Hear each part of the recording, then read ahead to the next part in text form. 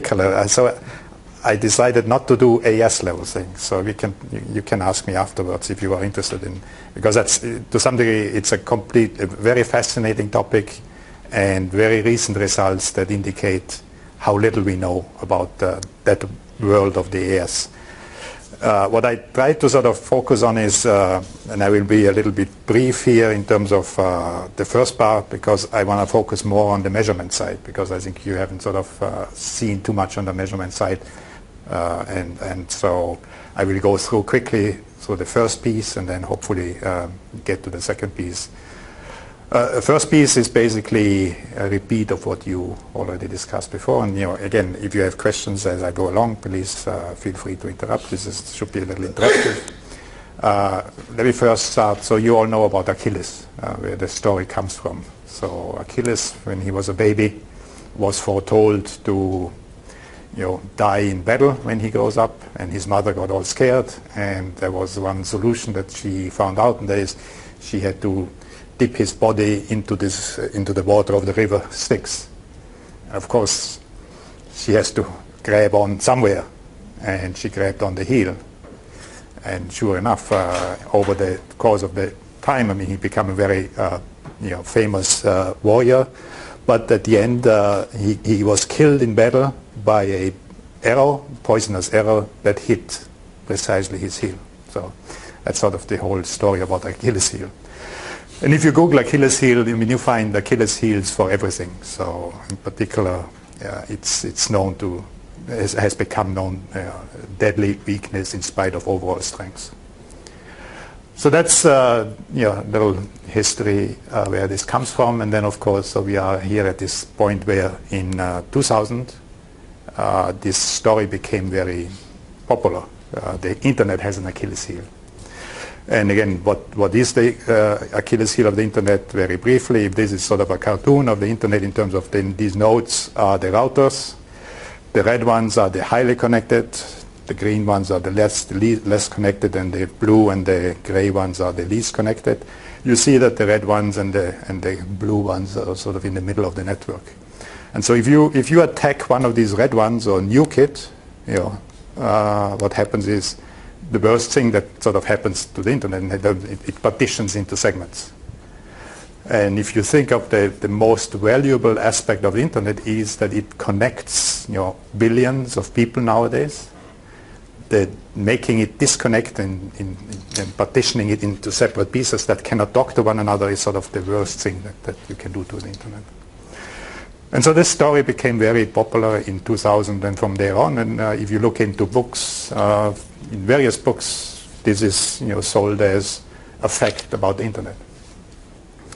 The longer story is even a little more complicated because it starts so appealing in terms of there have been measurements out there.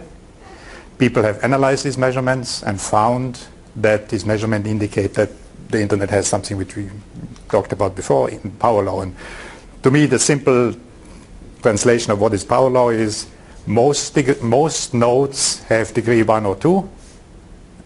And on the other hand, you have a few nodes that have degrees 1,000 and maybe even 10,000. So it's an extremely skewed distribution. If you compare that to a normal distribution where almost all nodes would have sort of the degree corresponding to a mean, then you would, in a normal distribution, you wouldn't find anything that's sort of 2, 3, 4 standard deviations from the mean. You would never see, if the mean is 0, you would never see degrees of 1,000, even 100. But these power laws have these notions. So, and then none of the existing models of graphs could capture this power law behavior, so there was need for new mathematical models, which are these scale-free models. They were analyzed and found to have very strong properties. In particular, if you want to attack such a scale-free graph, the best thing to do is to focus on these high-degree nodes that are in the middle of the network. You attack them and the network partitions. And then if you are interested in other aspects of, if you have a virus that propagates on such a graph, these graph structures are the worst possible scenarios because as soon as a virus hits this graph and then hits one of the highly connected nodes, the network is dead. So when you go back to the internet, you apply these findings, so the empirical finding, the mathematical modeling and its properties, you apply it to internet. The conclusion was the internet has this bad property.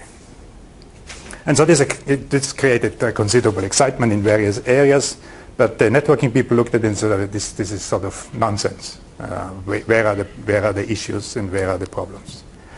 And so I just want to go very quickly through this aspect, and that basically say, how would you go about building the physical infrastructure of a network, of an internet service provider? And what would you have to consider in order to build it, and what would come out of it? And then I want to switch over to the measurement aspect and sort of indicate why these measurements that people have been looking at are actually completely inappropriate for this purpose. So how would we build the physical network of an internet service provider? So you're an internet service provider, let's say, that serves the United States or a region in it. What's the point of building it? So the first question you have to ask yourself is, what's the reason to build this network or to operate it? So what should be its functionality? Anybody has a sort of a quick solution or a quick answer to this? So what should be the purpose of a network?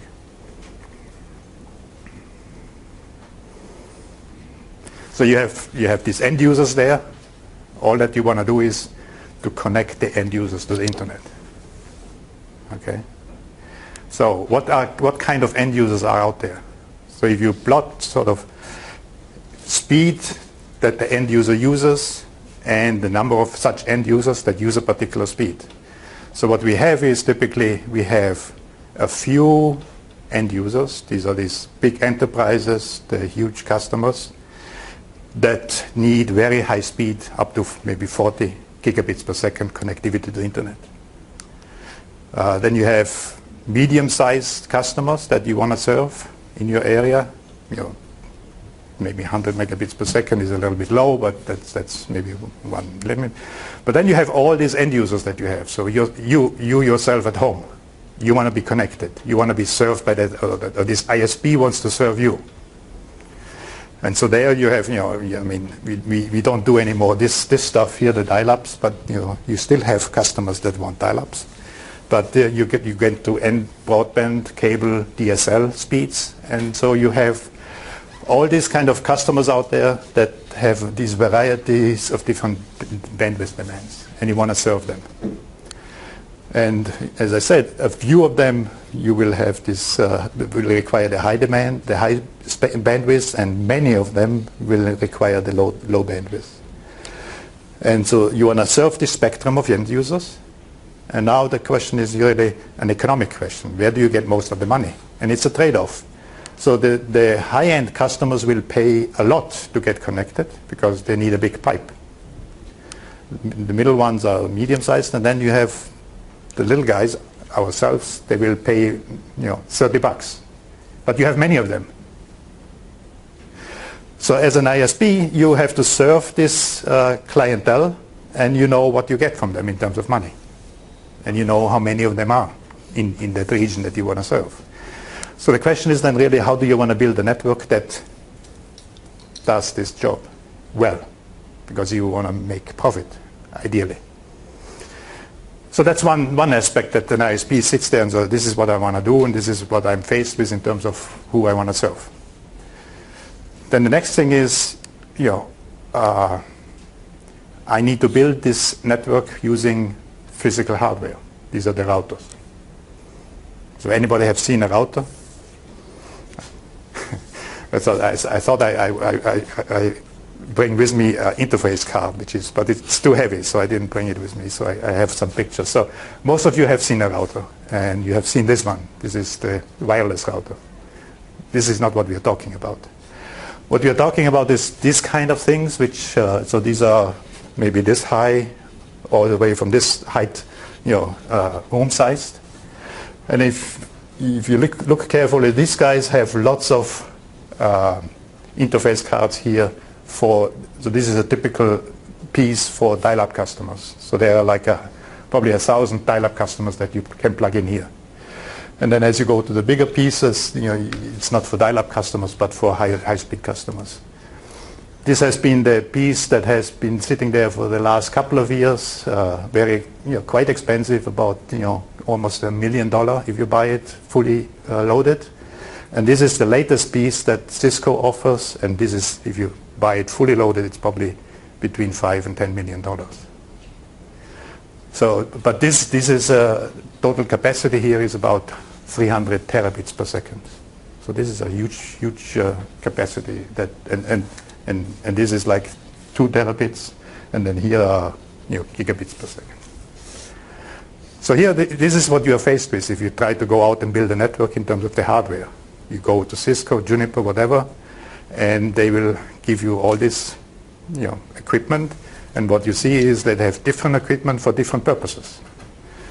Again, so as I said, I mean, these guys you wouldn't put into a network where you want to connect these high-speed links. This stuff you put into the edge of the network. It's these expensive pieces that you want to put in the middle of the network because they have this highest capacity. But they are also the most expensive one. So if you buy the most expensive pieces, you also want to use it in a most efficient way. You don't want to use it in an inefficient way. So, in terms of how much does a router cost, it depends on the size and its functionality. And then the question is now, so how does an ISP now who wants to serve these end users make use of this technology to achieve its purpose? And so here it's very relatively simple, the choice that the ISP has to do.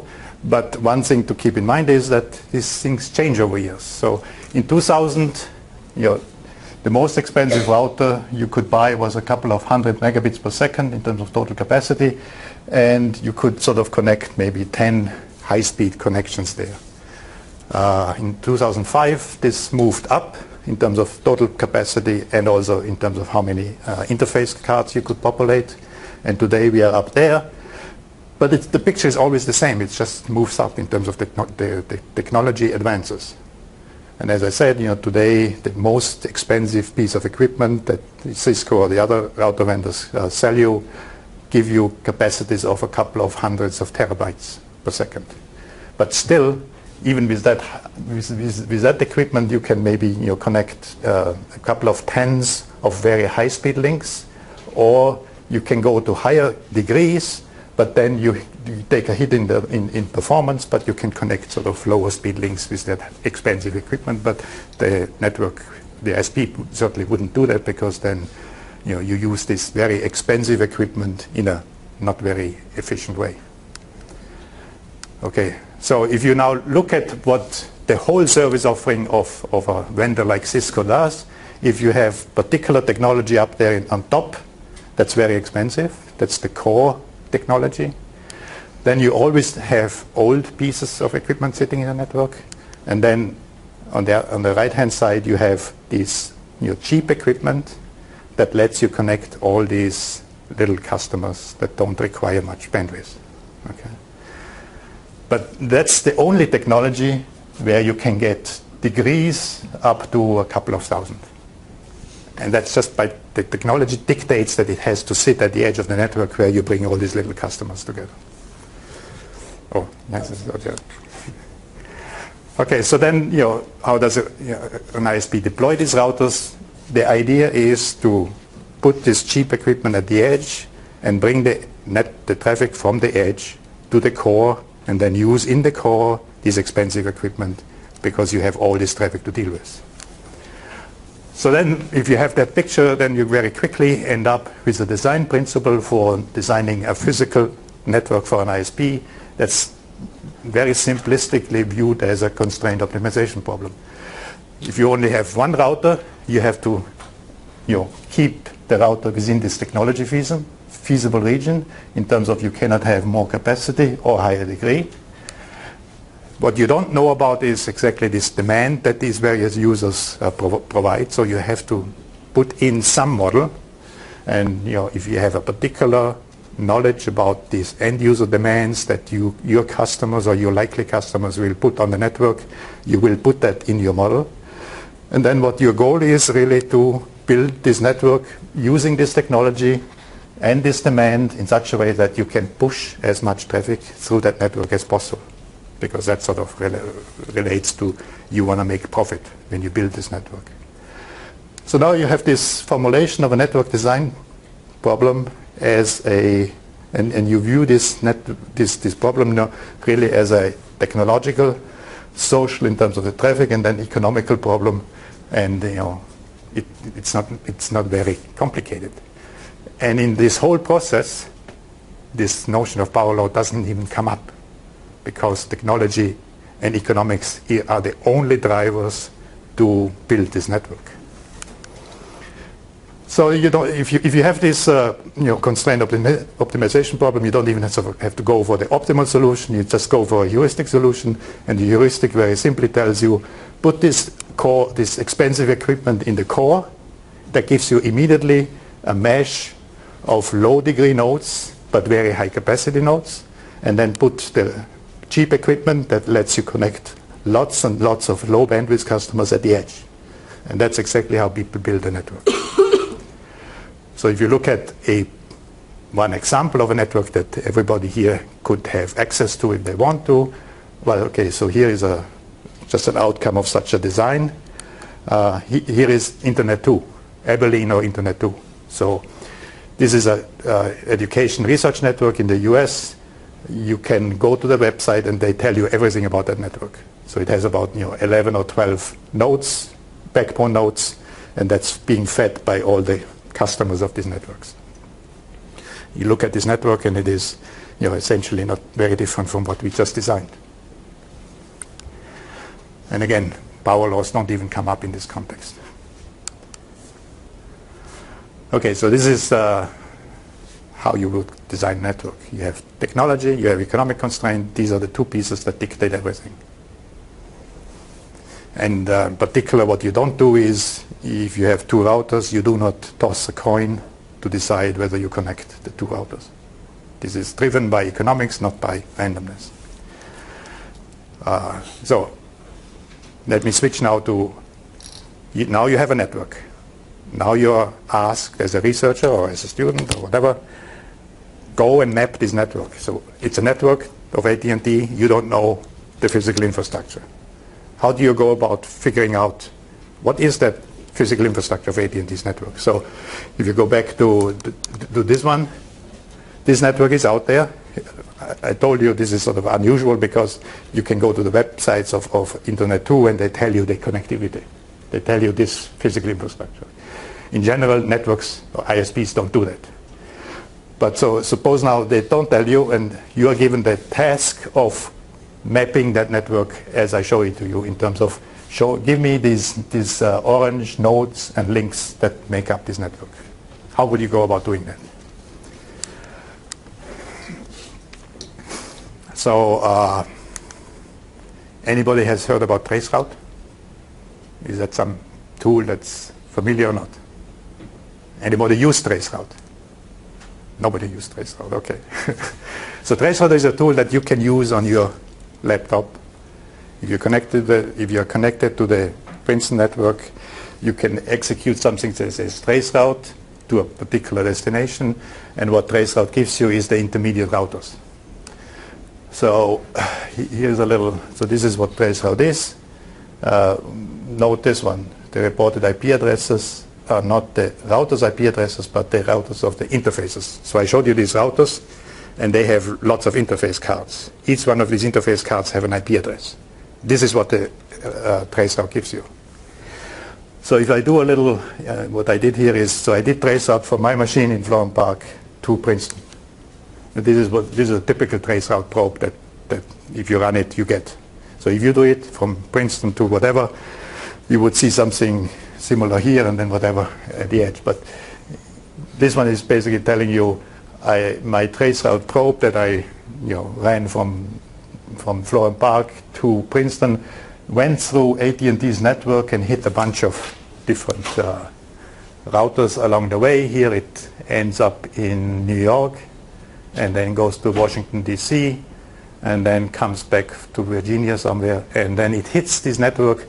This is the provider of Princeton, okay, which is called Patek Net, which has been bought recently by some other company. So I don't remember what the name is. But this traceroute probe goes through the AT&T network, hits now this network that serves Princeton, and then ends up in Princeton.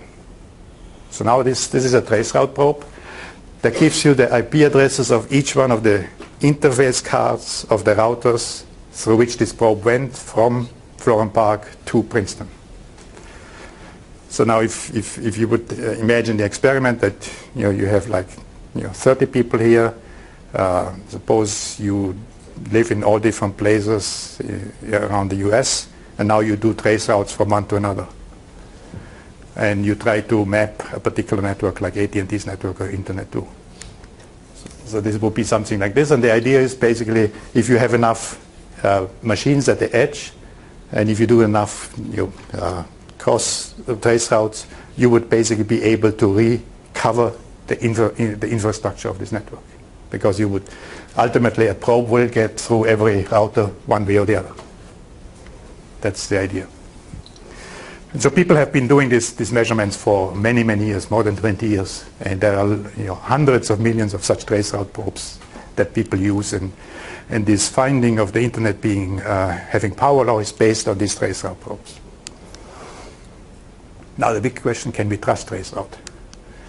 So what happens if you do traceroute of this simple network? So this is Internet 2, just simplified in terms of just the backbone. Okay, it's about 11 or 12 nodes, very small number of links. Now you do traceroute of this simple network. What happens is a picture that this is what you get. Okay, so this doesn't look anything like this one. And there is one simple reason, and the simple reason is this one. So as I told you, a router can have multiple interface cards. Okay? If you don't know that these two interface cards, 1 and 2, are sitting on the same router, you cannot take this mapping and map it into this. All you get is this mess here. And for many, for the last 2 decades, we have, the network researchers have found no generic way to do this mapping from interface cards to routers. And so this mess here is basically a result of the fact that these high-speed backbone routers in Internet 2 have about a couple of tens of interface cards, and traceroute thinks that each one of these interface cards is an individual router, which is not the case. And we cannot, and there is no generic method to map the interface card to the right router. So I showed you the picture of a router. It has maybe 20 interface cards. We have no way to map these IP addresses of these interface cards to that one router. That's the problem. So then if you, for example, do node degree distribution of this network and this network, you shouldn't be surprised that you get something very different. The real network is this purple one, and the one that you just inferred from all the trace routes is the one with the yellow ones. So it's 2 very different things. And here's another little problem that also causes significant problems. So here is a network called Level 3, one of the biggest IP transit providers in the world. I just show you the US portion of the network. And just concentrate on the green and red nodes. Okay. If I do traceroute of this, so people did traceroute trying to map this network, and they get this mess. So again, this network with the red nodes and the green and red links is nothing compared to this one. It's just day and night. So what's happening here? The problem here, so if this is the physical infrastructure of this level 3 network with all its routers, this network has decided to use a particular traffic management technique called MPLS, which is multi-label protocol switching.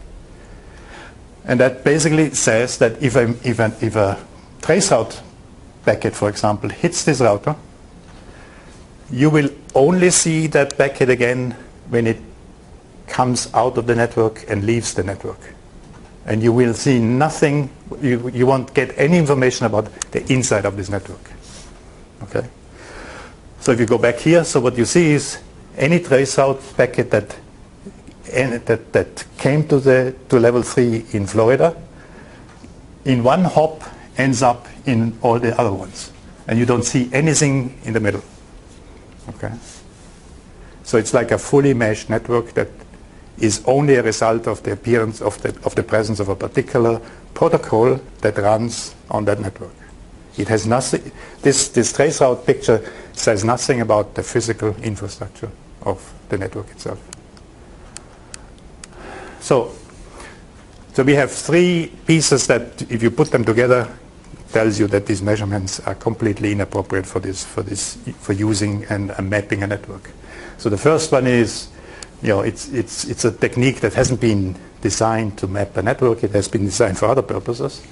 It has the node degrees themselves, so the values that we get, you cannot trust because of this problem that we cannot map interface IP addresses to routers. The high degree nodes that this technique gives you are fake because they are a result of other protocols that run on top of it. And then the last piece is that if there are actual high degree nodes in this network, in the first part of my talk I told you they have to be at the edge of the network. Okay?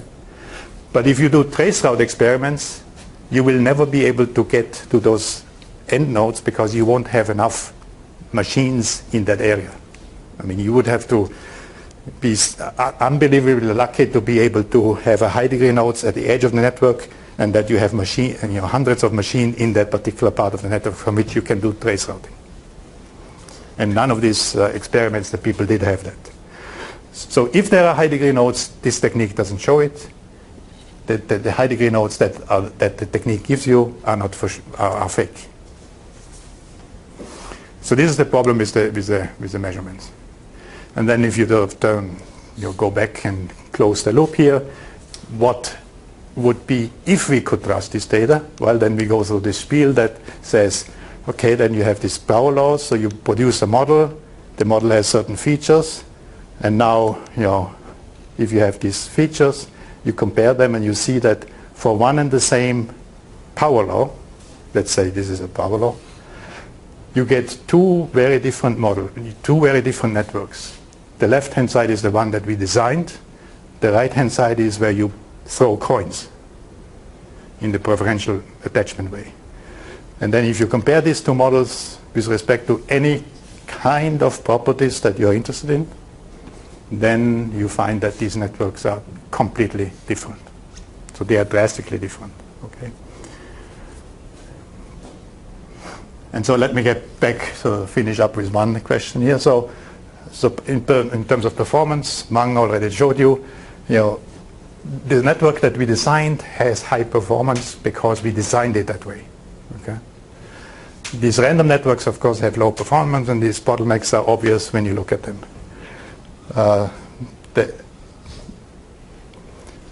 In terms of this fragility, so if you remove one of these